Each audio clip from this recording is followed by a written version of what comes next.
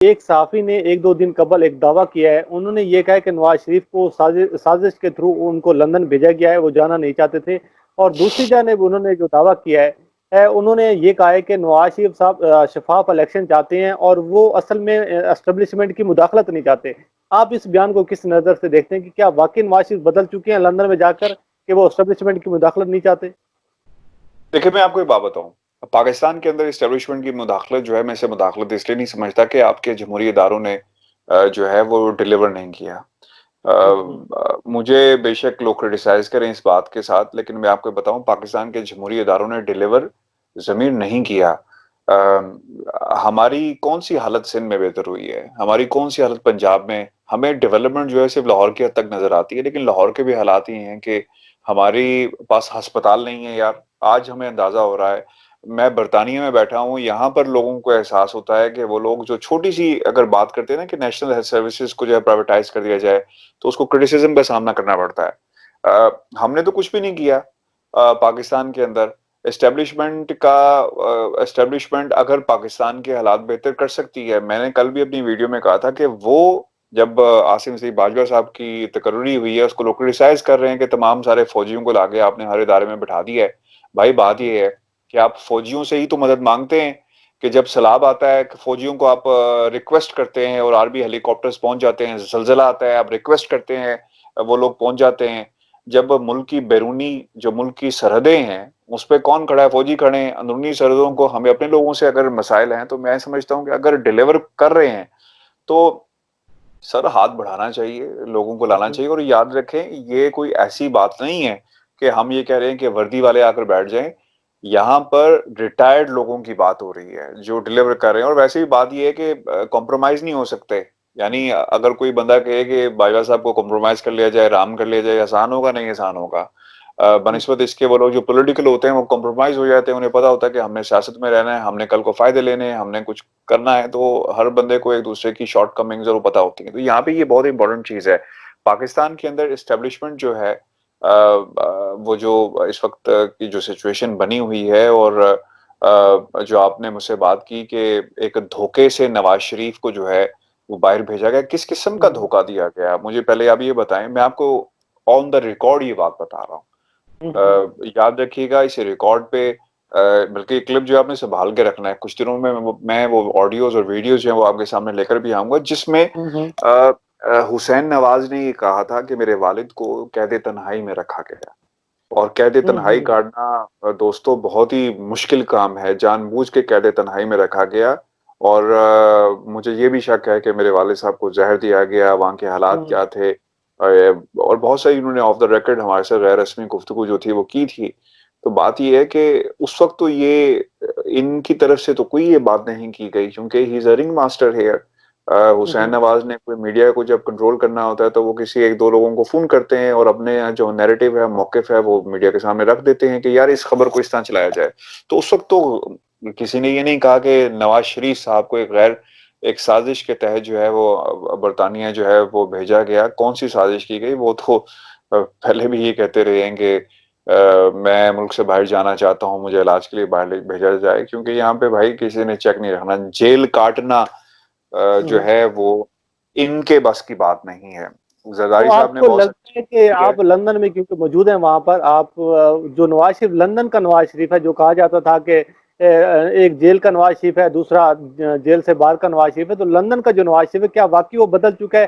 कि उसके बारे में तो तासर ये है कि ये एस्टेब्लिशमेंट की पैदावार है, जनरल ज़िया-उल हक की पैदावार है। और अब वो ये कह रहा है कि मैं एस्टेब्लिशमेंट की मुदाखलत बर्दाश्त नहीं करूँगा और आपको वो भी याद होगा कि जब 2013 का इलेक्शन हुआ तो रिज़ल्ट आने से पहले इन्होंने विक्ट्री स्पीच कर दी थी। तो क्या वाक़ई नवाज़ शरीफ साहब बदल चुके हैं लंदन में जाके? आपको क्या लगता है वहाँ पे? यार बात पता क्या है? ये खुद एक प्रपोज़ल लेकर जाते हैं। प्रपोज़ल ये होता है कि जनाब हम आप हमें मौका दें, देखें पाकिस्तान के अंदर इमरान खान की हुकूमत जो है वो डिलीवर करने में नाकाम हो गई है। चूँकि पूरी दुनिया ही जानती है अब तो शहबाज शरीफ साहब खुद कह रहे हैं कि मैं ये एस्टेब्लिशमेंट ने कहा था, तो एस्टेब्लिशमेंट को कोई प्रपोज़ल पिच तो किया गया होगा ना कि इमरान खान साहब क्योंकि डिलीवर नहीं कर रहे बकौल इनके, तो लिहाज़ा हमें चांस दिया जाए और हम आपको डिलीवर करके दिखाएँगे। ठीक है? तो ये बात जो है ना वो कुछ हज़म नहीं होती और मैं आपको ये बात बताऊँ जमीर, आपका सवाल क्या था? दोबारा मुझसे पूछिएगा। आई थिंक मेरा आई लॉस्ट। मेरा सवाल सर ये आपसे कि जो नवाज शरीफ के बारे में ये कहा जा रहा है कि वो एस्टेब्लिशमेंट की मुदाखलत बर्दाश्त नहीं कर रहे, कि क्या लंदन में जाकर वाकई वो तब्दील हो चुकी हैं? हालांकि माजी तो उनका ये है कि वो खुद एस्टेब्लिशमेंट की पैदावार हैं, जनरल ज़ियाउल्लाह की पैदावार हैं। आप बिल्कुल, बिल्कुल, आपने सही कहा। नवाज शरीफ साहब जो हैं वो सिर्फ अब चाहते हैं उम्र के इस हिस्से में कि किसी तरह मरीम नवाज का जो मुस्तकबिल बचाया जा सके। अब नवाज शरीफ साहब वो वाले नवाज शरीफ साहब नहीं रहे। नवाज शरीफ साहब जो हैं वो बदल चुके हैं। ये ज़रूर बात पहले की जाती रही है कि नवाज शरीफ चाहते थे कि जनाब किसी तरह इन हाउस ये जो तब्दीली की बात, प्रपोज़ल जिसका मैंने ज़िक्र किया, शहबाज शरीफ कहते थे कि प्रपोज़ल दिया जाए कि इन हाउस तब्दीली आ जाए और मैं तैयार हूँ और ये है, वो है। इस किस्म की बातें हम काफ़ी अरसे से सुन रहे हैं। नवाज शरीफ साहब ये कहते थे कि जनाब इलेक्शन करवाया जाए। ये बात बिल्कुल। बिल्कुल ठीक है। इलेक्शन करवाया जाए और जो अवाम चाहेगी वो कुछ होगा। देखिए, इलेक्शन इस तरह किसी फर्द वाहिद के कहने पे तो नहीं हो सकता ना। क्यों हो इलेक्शन? किस लिए हो इलेक्शन? क्या पाकिस्तान तहरीक इंसाफ को जो मसाइल हैं, क्या वो मसाइल जो इमरान खान को हैं, क्या वो मसाइल आज डोनाल्ड ट्रंप को नहीं है? डोनाल्ड ट्रंप को भी तो लोग वहां पे जमीर कह रहे हैं ना कि he fail to deliver in this situation. आप कोरोना वायरस के ऊपर पाकिस्तान की हुकूमत को कहीं डिलीवर नहीं किया। अब देखिए, ये टाइम लगेगा। पाकिस्तान की इकोनॉमी को संभलने में टाइम लगेगा, पाकिस्तान के हालात को संभलने में टाइम लगेगा, और हमें एक टेन्योर जो है इसको देखना पड़ेगा कि वो सिचुएशन किस तरह बेहतर होती है। नवाज शरीफ साहब बदल चुके हैं, ये आपको मैं बता रहा हूँ, और ये बदले ही रहेंगे, और उस वक्त तक बदले रहेंगे जब तक इन्हें कुछ हालात जो है वो बेहतर नजर नहीं आते अपनी वापसी के। यानी पाकिस्तान में अब इनकी वापसी मुश्किल है। और आप देख लीजिएगा कि अभी यहीं पे रहेंगे। इनका पाकिस्तान की सियासत में दूर दूर तक जो है ना वो नामो निशान मुझे तो कम से कम नजर नहीं आता। क्योंकि उसकी बड़ी बुनियादी सी वजह है। नवाज शरीफ साहब लंदन में है। शहबाज शरीफ साहब की कोई बात पार्टी के अंदर मानता नहीं है। जो बिग विग्स हैं पाकिस्तान मुस्लिम लीग नून की, जमीर उनको इकट्ठा करना शहबाज शरीफ के बस में नहीं है। वो लोग नवाज बिल्कुल शरीफ सही साहब कह की बात सुनते थे। शहबाज शरीफ में वो ना क्वालिटीज हैं, ना वो बड़े भाई वाली क्वालिटीज रखते हैं कि किस तरह पूरी जमात को जो है वो इकट्ठा कर सकें, लोगों को एक प्लेटफॉर्म पे ला सके। तो I think this is what the Pakistan Muslim league Noon is missing. और मैं आपको एक और बात बताऊं, मरीम नवाज जब तक अपना जो इस्तेहकाक है जमात के अंदर खुलकर इस्तेमाल नहीं करेंगी, जेल नहीं जाएंगी, वो बड़ी लीडर जो है वो नहीं बन सकती। याद रखिएगा, सियासत के अंदर कुर्बानी देना पड़ती है, काम करना पड़ता है। आपकी कोई पॉलिटिकल स्टैंडिंग नहीं है, आप अपने आप को लॉन्च करते हैं पाकिस्तान मुस्लिम लीग नून के प्लेटफॉर्म से सिर्फ इस क्राइटेरिया पे कि आप नवाज शरीफ की बेटी हैं। तो यार ये कोई क्राइटेरिया नहीं है।